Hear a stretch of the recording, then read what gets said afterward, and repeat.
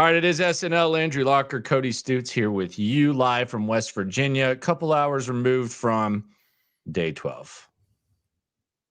It was a walkthrough. Yeah, People were asking, did the offense bounce back, all that. It was a walkthrough, which means I expect a very intense practice tomorrow, and I expect it to be even more intense because I think a lot of the main guys on the two deep will not be playing on Saturday.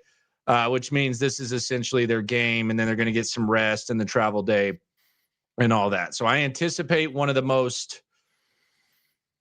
spirited days tomorrow, spirited, all that.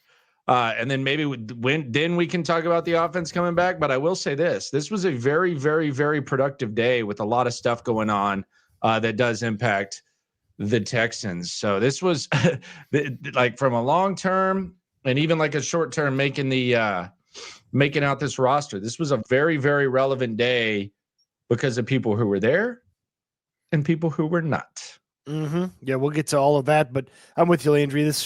It shapes up perfectly for tomorrow to be a really tough one, and then whoever they're comfortable with not playing in the preseason game, those guys have a rough tumble day tomorrow and get it ready for next week when, again, they'll have that Panthers joint practice and then the second preseason game. But yeah, just a little simple walkthrough Wednesday with 2 debuts and 1 absence that mean a lot.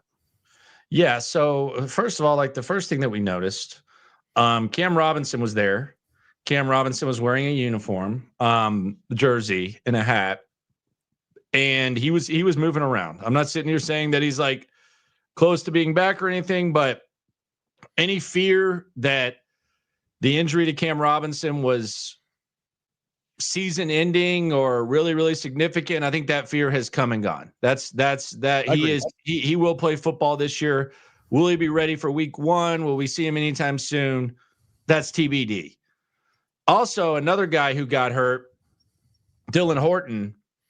He's not just out there. He had his jersey on. He was doing like some light backpedaling and like a little bit of jogging. So the fear that maybe Dylan Horton could have gotten hurt, I think that injury you kind of avoided, and you feel that Dylan Horton and Cam Robinson will be, who knows when, but they will be playing football for the Texans this year. And it doesn't seem to be, especially with Horton, it doesn't seem to be anything major. Yeah, and they were injured players who were present at walkthrough, but they didn't do anything. So it's not like they put Cam Robinson out there for the walkthrough. He was there. He just watched. Same with Dylan Horton. It's not like he was out there at defensive end lining up for him. He was present, had his uniform, but he just watched. And I think that's notable because if a guy is banged up like that, and even Johnny Johnson, who I think later, got shown the door, but even a guy's banged up like that, he's out there, shows you, okay, not as serious. He's maybe working his way back, on his way back. You could see him, if not tomorrow, in the next few days. Then we go to Dameon Pierce. Not only was Dameon Pierce out there, Dameon Pierce was RB1. He was going through every activity with the ones. He was your starting running back, and that was one thing. Then it kind of made sense because you look around, Nick Chubb was not there. He was not on the side. He was not in uniform. You observed that he left the field yesterday on a Kamari Lassiter hit. So maybe there's something to that. But Nick Chubb was absent from walkthrough today. It's the first absence that he's had in practice, and it comes after him having a really, really good day. And again, using the Cam Robinson example, Cam Robinson left practice early Monday. He watched Tuesday. He had his knee sleeve on, and he watched Tuesday's practice. Nick Chubb left Tuesday's practice and didn't even walk through Wednesday. So it leads you to believe that maybe he needed to stay in, a little bit of treatment. I don't know exactly what's going on with Nick Chubb, but him not being out there, it opened up the door for Dameon Pierce. The door was already open for Dameon Pierce because none of these running backs had totally separated themselves, but the door is even more open because now those reps that were allotted to Nick Chubb, it looks like Dameon Pierce could just take those right away. I mean, it's not like they had Daria Gumbawale and then Dameon Pierce and then everybody else. No. It was Dameon Pierce right out there standing next to CJ Stroud running through those plays. Yeah, and I mean, look, a lot of times when you start talking about running backs, they always use the analogy of miles and carries and all that type of stuff. I mean, it's like a car. Like if you have an old classic car that used to run better than any car on the road and it gets older and it's been through stuff and you've had to repair a lot of stuff, you take it driving cross country, you bring it back, can't even get down the block. That's kind of the equivalent of what I say with Nick Chubb not being able to go through walkthrough right now. I mean, it's obvious that the last 2 seasons that he's played, he's been hurt. He's been a little older. He hasn't looked that fast. Yesterday, they cleared the hole for him, and he had the 20-yard run. Like, this is something to keep an eye on. The problem is, or the concern is, that Joe Mixon's by far your superior back. You don't know what he's going to be like. And Dameon Pierce, even if he looks good, you almost have to just anticipate, well, how long is he going to be out here at this point? Like, it's hard to really rely on any of these guys. I will say, though, that Dameon Pierce looks faster than Nick Chubb. I know it's a walkthrough, but I mean, just as far as like cutting and all that, and the way that he's moving, and the way that, I mean, he looks. Well, those workouts on the side fields, yeah. I remember Saturday was the first day he had like an intense side field workout. He was going full speed, cutting full speed, and he looked fantastic to the point where I thought maybe the first couple of days of West Virginia he'd be on the field.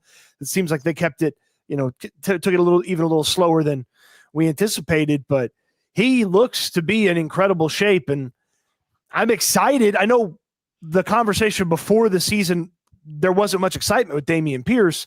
I'm excited to see if he can make the most of this opportunity, if he could maybe separate himself from some of these other running backs when he finally gets out there. It's a real practice, or he gets in a preseason game, or it's a joint practice. Chase, always with the jokes. He says that 20-yard run was the equivalent of a 5,000-mile road trip. On the Super Chat here on SNL with Landry Locker and Cody Stooch, HDAV Traveler. Shout out to you, my friend. Good to see you, my friend. In A-Town. Good to see you, mi amigo. Carl says, hello to all my Texan friends and fanatics. Hello, Carl. How you doing, my friend? Carl with a C, by the way, not a K. Thank you, Carl. Logan Taylor says, who's on the PUP list and who is out there practicing? So Pierce was removed from the PUP list. Show the people the PUP list. A little close up. You got the roster right there. Mixon's on the PUP list. Derek Barnett's on the PUP list. Danico Autry's on the PUP list. Joe Mixon's on the non-football injury PUP list. There you go. Kurt Heinisch is on the PUP list. Yeah, so hard to still, see, you're still the main names you're waiting on to find out and see about are Danico Autry, Derek Barnett, and Foley Fatukasi, because those are players that, if you wanted to intimate that they did not need as much training camp time to solidify their roster spots, I'd believe you. Foley Fatukasi comes in there and he takes a defensive tackle spot, that wouldn't surprise me. I'd say the same thing with Barnett at defensive end. Autry to me, he needs to come in and show a little bit, but I feel like they may think differently. I feel like Barnett's value is kind of dropped in absence. I think they like Darrell Taylor, and I think that they should like Darrell Taylor.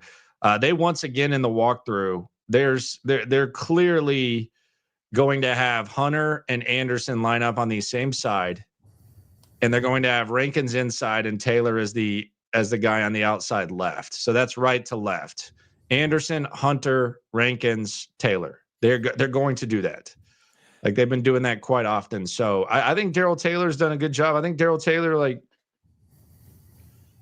I could see him. He's been the third most impressive end in practice. I could see him producing at like a high level, like we've seen Barnett do the last few years. Like, it's not far-fetched to think that Barnett gets leapt by Darrell Taylor. I think that's not too crazy.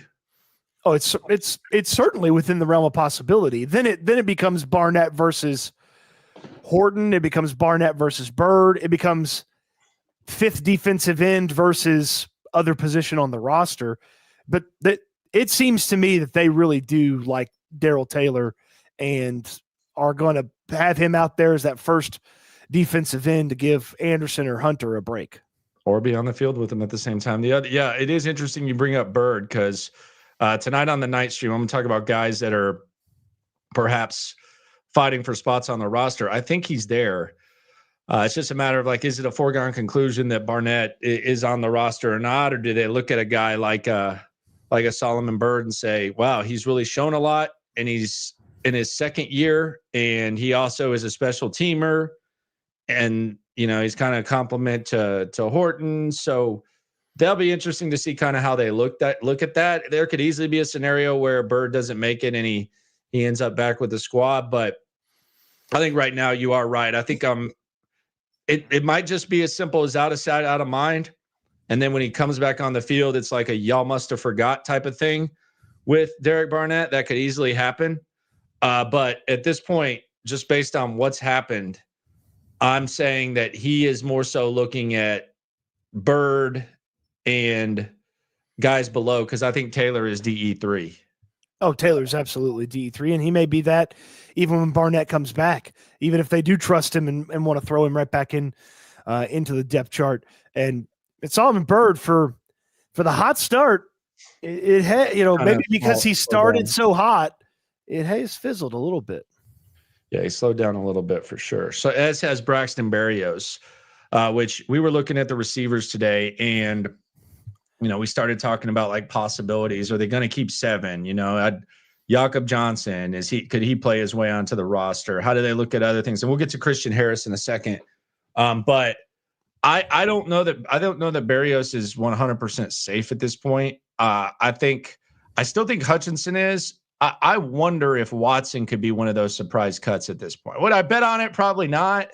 But like if they did want to keep Berrios, I would wonder it. I think Hutch is ahead of Watson.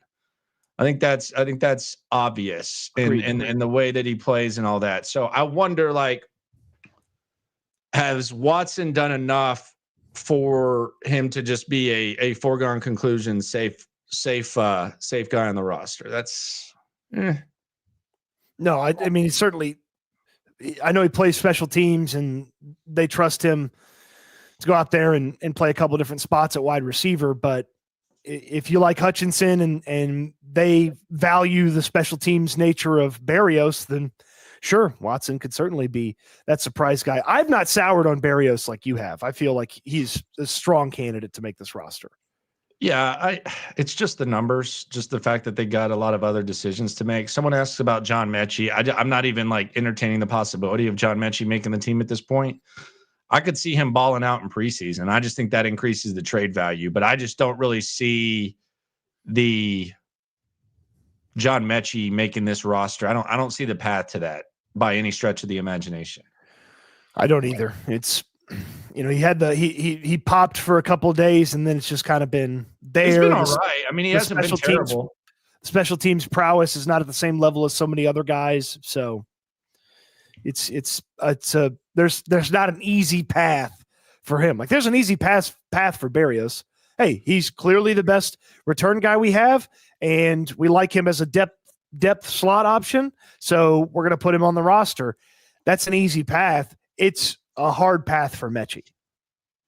Yeah, it's a hard path. I think it's more difficult for Berrios than you think, but keep an eye on that and see. Would you like to make a Berrios bet that he's on the original 53? That he makes he's a part of the initial 53? I want to see a preseason game first. I want to see a preseason game first. They did have, by the way, ACV. It does appear that JJ Taylor might get an opportunity to return a punt in preseason. I don't think that's like any major thing, but this was the first that I really seen him back there when the punt return for him. So I think Xavier Johnson and him will have lots of opportunities. I think it's interesting to see if they're even going to make Berrios do it in preseason, especially in the first one. Like, how do they treat him? Do they treat him like he's? I think the way they treat him will be an indicator. No. Yeah, I mean, if he's sitting on the side with all the studs, while the Xavier Johnsons and JJ Taylor's return punts, then I think that might tell you a little something. Well, his to me, his case got strengthened a little bit because in walkthrough, he's very clearly the first return guy that walks out there today. And when they were walking through with CJ Stroud and all the first team guys and Davis Mills and all the second team guys, facing the opposite directions, Barrios was over on the Stroud side with Noel and Kirk and Collins, and Xavier Hutchinson was over on the Mills side. Yeah, I don't think there's any chance that Xavier Hutchinson gets released. Well, but if he could still make the team, we could just view it as a different order on the depth chart. Yeah, I would agree. I think he's definitely 5 for sure. The other guy that was on the field, Christian Harris, immediate starter. Christian Harris, like he was out there with Aziz. He was out there when they had 3 linebackers. Like, if you think that there's anyone, and look, we can have the Henry To'oTo'o conversation if we want to have the Henry To'oTo'o conversation. I think Christian Harris is still a way better football player than Henry To'oTo'o, despite the fact I think Henry To'oTo'o has gotten a lot better and is a solid guy to have on your roster. I just think when they're on the field, Christian Harris is clearly a better ball player than him. You can disagree if you'd like. But like any notion that like Speed or Hansen is going to get reps ahead of Christian Harris when he's healthy, I think we can just throw that out. We can throw that in the trash can. Yeah, the only way that they're repping ahead of him is if Harris is getting lighter work for the day or he's not practicing. Immediately right there in the walkthrough on the field with Aziz and Henry To'oTo'o and 3 linebacker sets, then he was a guy that was in there with Aziz in a 2 linebacker set. Then he was in there in a 2 linebacker set with To'oTo'o as well. So we know what kind of weapon Christian Harris can be. We watched 2023. If he's that guy, sooner rather than later or better in 2025, what a weapon to add to this defense. Yeah, D'Amico wasn't really lying. Like when I asked him yesterday, I thought he was kind of maybe being a little bit hardo. Yeah. But I mean, I said, is there any challenge to getting Christian Harris in the mix? And it's no, he's going to start. He's going to be out there when we have 2 backers. He's going to be out there when we have 3. And again, it's just a walkthrough, but I think that kind of speaks to it. He was kind of like, yeah. And I was like, okay, so I guess, okay, so what, but he knows, I mean, D'Amico knows that I know that the, like, as far as like the availability, best ability type of thing, I understand. And I like what Henry To'oTo'o did last year, but he's not Christian Harris. He's just not. Like, it's not. And Christian Harris's best in this system is better than what Henry To'oTo'o has done. And fortunately, it's been a long time. Unfortunately, I should say. But yeah, I think D'Amico knows. We know. How long do we see it? I don't know. I just know that guy looks like a mean mother trucker out there on the field, and it just makes the defense look even filthier with him out there. I'm excited, but I temper my expectation because I was excited when he had his pads last year and he made it a quarter of a practice and then he was right back hurt and we basically never saw him again. So I'd like to see Christian Harris stack a few days and then the excitement really is going to build for me. Yeah, but I will say, like, and the reason that I'm optimistic on it is because, and the reason I'm like so in on Christian Harris, which is very well documented, it's because you're not depending on him. Like, like you're depending on Joe Mixon, and that's tough. That's tough because I think there's a chance that perhaps your run game kind of depends on Joe Mixon, and knowing that you're dependent on it is kind of a scary thought. But I think without Christian Harris, you're going to have one of the best defenses in the league, and with Christian Harris, you're going to have one of the best defenses of the league, and you're going to have like a completely different element. So it's kind of just like a low buy. You're not 100%. Like we've been in situations where you're dependent on guys who can't stay on the field. That's not the case with Christian Harris. It speaks to how good of a job they've done creating a base nickel defense with Petrie, and how good of a job they've done developing Henry To'oTo'o into a really, really solid starting NFL player. So that's kind of why I'm so high on Harris, because it's either going to be extra. Like he's really not like really, really good. A year ago, they they maybe changed the way they were going to operate because they didn't have him, or at the very least bet on a guy that was unproven at that point in To'o taking Harris's reps when they didn't have Christian Harris. And now they had a plan for without him. And now if you add him into the equation, it's like an extra. It's a nice little add-on. It's the lobster tail on top of your steak. You don't have to have it, but when you have it, sure, let's go. So is that a preview of what you're going to be ordering when we go out to eat today? Are you adding the lobster tail to the steak? We're going to Jerry West Steakhouse. Is that the go-to? It's tough to pass up a surf and turf.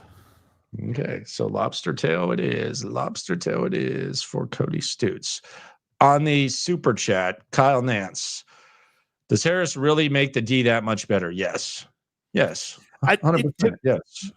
To me, it gives you a guy that's got more athleticism and familiarity with coverage than Henry To'o and Azeez. Because you don't really – I know Azeez's coverage looks to have gotten better, and he worked on it in the offseason. That's a great job by him. But you could trust Christian Harris to go out there with his athleticism and stay step for step with some of these guys that you may ask him to go out there and defend, tight ends or certain slot situations. I wouldn't put him on a lot of them, but certain slot situations, like you could trust him. And the athleticism that he has, putting him and Azeez together, that is a much higher level of combination athleticism than Azeez and To'o. He's a freak. Like he's an absolute super freak. Like he's a super freak football player. Like it's almost exciting. Like, does he play majority of the snaps? I don't know. But even if you're like using him in spot duty where, okay, go get the quarterback. Okay. Guard this tight end. That's what's crazy. Like Christian Harris, I know we've said this, we're kind of past this, but I mean, when he was in high school, he never played linebacker. He was a running back / H-back / DB, corner. He played corner. The big mofo was a corner, safety, just moving all over the place. The first time he actually was a full-time linebacker was when he went to Alabama and played for Saban, and he started every game as a freshman all the way through junior year. So he stayed 3 years. This is his 7th year as a linebacker. He's a physical freak. And a physical specimen. So, yes, when you have guys that can, whether it's on 1 down, whether it's on 2 downs, whether it's on 3 downs, we know what the if is. But when you have that type of freakish athleticism and you're that much of like a physical specimen, yeah, it makes your defense better. Yeah, my only concern for Christian Harris is his health. And if he's healthy, put him out there and let him go to work because – that guy could be a heat-seeking missile for this defense. Yeah, speaking of heat-seeking missiles, it's not safe. But you know what is safe? Bobtac. Bobtac could probably protect you from a heat-seeking missile. You go to Bobtac.com, I'll tell you what, they probably got you covered.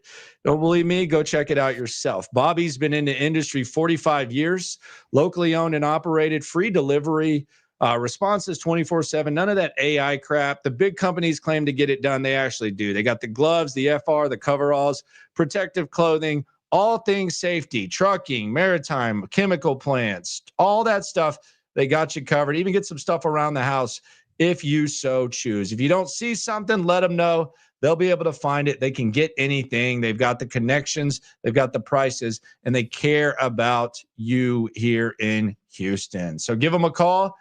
Give them a text, 24/7, 409-744-8225, or go to Bobtac.com. That free on-site delivery locally, that can't be beat. The big box places, they're not offering that to you. And if they are, they're offering it with a very high minimum, not Bobtac. Check out the website. And if you're out of town, you're not in Houston, they can still get you that stuff. That's why the website's so important, Bobtac.com. Shout out to Bobby. Maybe they have missile protection gear. Yeah, I don't know. That was a weird transition. It really wasn't. It worked. I liked it. I really liked it. Yeah, it worked. We got there. Nothing really out. Like people are wanting the offense to bounce back. There was nothing that was going to happen with the offense. I want to run an experiment with you about the offensive line. Okay. Let's pretend all the offensive linemen are healthy. Obviously, Cam Robinson is not right now. He watched walkthrough. He didn't practice yesterday. He left practice Monday with an injury. But if all the offensive linemen were healthy, who's your left tackle to right tackle offensive line? Like, who do you have the most confidence in protecting CJ Stroud? Who would you put on the field for a series on Saturday, or who would you put on the field next week against the Panthers in joint practice? The one that they clearly liked, I would go Cam Robinson at left tackle, Laken Tomlinson at left guard. I guess Andrews at center, although I want to see what that looks like in actual games. And then right guard Titus Howard and right tackle Ariante Ursary. That would be the one that they clearly liked before Robinson went down. Yeah. That's also the line that I'm most confident in. And I feel like they're in a little, not a lot of trouble, but they're in a little trouble initially because that right guard spot is just, it almost feels now they need Titus there and get Ursary at right tackle and Robinson at left tackle. Juice Scruggs and Ed Ingram, they do nothing for me. No, that'll be an interesting pillow fight. That I could see whoever makes that team getting cut and then bringing someone in like off the waiver wire or something like that. But that's kind of a pillow fight where I think Juice Scruggs has gotten a few licks in. So maybe they figure something out with him. Maybe you find a guard or something, trade Mechie for a guard, like a back end guard or something like that. If I had to play one of those two guys, I'd play Ingram. I wouldn't. I felt like he's looked better than Scruggs. I wouldn't. To me, he's better than Juice. So I mean, it's not something I'm pounding the table for and yell like Stephen A. Smith. You're not going to get much pushback from me. I mean, it's lasers trained on the city. Who's protecting you?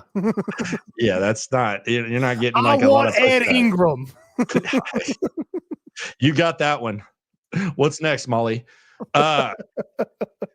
Kyle says, how good is Bullock? Really top 100 player? I don't know. I don't think he's a top 100 player. I think that's way premature. I will say this, though. Like, if he has a good season, he has the statistics. He's going to have interceptions. Like, if he's a ball hawk. So a lot of times they kind of judge safeties off of interceptions, fair or not. Mm-hmm. So he's going to definitely have an opportunity. I mean, I could easily see him top 5 in the league in picks or something like that. Like, I could see him near the top. He had 6 last year. So yeah, top 100, probably getting a little bit ahead of ourselves, but he looks like an absolute freak out there right now. And he's gotten better and better and better and better and better and better and better and better.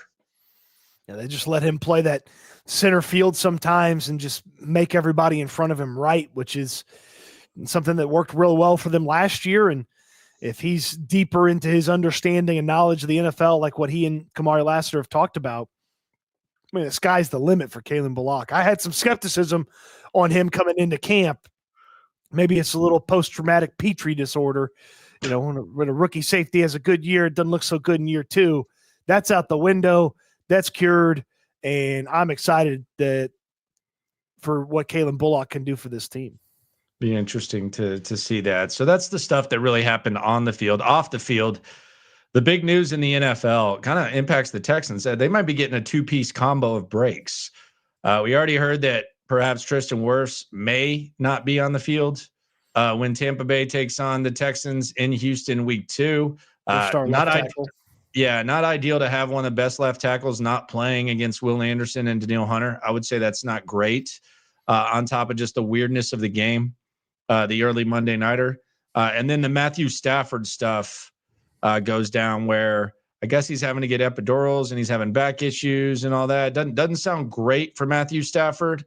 I will say, if any quarterback is about that life, just the struggle to get out of bed and then go play football, it is him. Seems like he's been doing it a long time. But this is not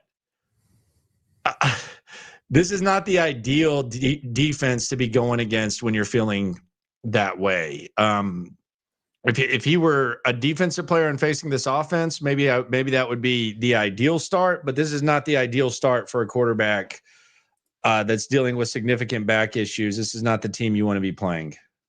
Well, I mean, just a terrible matchup for him week 1, because even if he does get out there, their tackle situation is not like the most solidified, put together tackle situation. They're going to have a new left tackle. I think their right tackle's coming back off of missing a year because of injury. And then as he might be good to go to start a game and he might be okay, but we're familiar with how bad back injuries can be for players. We saw what happened with JJ and how quick things turned. And just because he starts a game doesn't mean he'd be able to finish the game if he was able to get out there. And I know it's not a ton of change, but they've had some things adjusted on that offense and things look different. And he hasn't been out there to practice with them. Yep. So maybe a couple breaks for the Texans, maybe a little bit of equalizing. And the rich Jimmy gets Garoppolo's richer. the backup, by the way. Yeah, well, I think D'Amico knows him pretty well, and so does Caserio. They both are very familiar with his game, very, very familiar with his game, to say the least. One of them was there when he was drafted, and the other one was there, San Francisco, multiple big games in D'Amico. So when he missed the deep pass to win the Super Bowl, yeah, that one. So we'll see how that goes, but it's funny, the defense, that you expect them to probably carry this team, and they're going to have a banged up quarterback, and there's going to be a missing left tackle. So that just might increase what we do see from this defense.